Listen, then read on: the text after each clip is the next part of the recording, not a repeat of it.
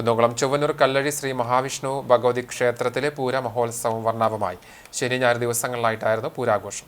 ശനിയാഴ്ച നാടൻ കലാരൂപങ്ങൾ, കരിങ്കാളികൾ, കാള, തെയ്യമാഘോഷങ്ങൾ എന്നിവയുടെ എഴുന്നള്ളിപ്പായി വേലപൂരം ആഘോഷിച്ചു. 20 ആഘോഷ കമ്മിറ്റികൾ ശനിയാഴ്ച നടന്ന ആഘോഷത്തിൽ പങ്കെടുത്തു. വൈകിട്ട് 4 മണിയോടെ ക്ഷേത്രാങ്കണത്തിൽ വിവിധ കലാരൂപങ്ങൾ എത്തിത്തുടങ്ങി. 10 മണിയോടെ കലാരൂപങ്ങളുടെ ആഘോഷങ്ങൾ സമാപിച്ചു.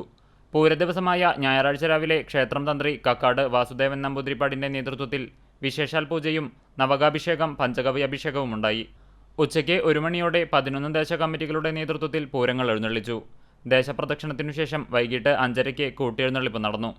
തലയെടുപ്പുള്ള 21 ഗജവീരന്മാർ കൂട്ടിയെഴുന്നള്ളിപ്പിൽ അണിനിരന്നു. പാണ്ടിമേളത്തിന് വെള്ളിത്തിരുത്തി ഉണ്ണിനായർ നേതൃത്വം നൽകി.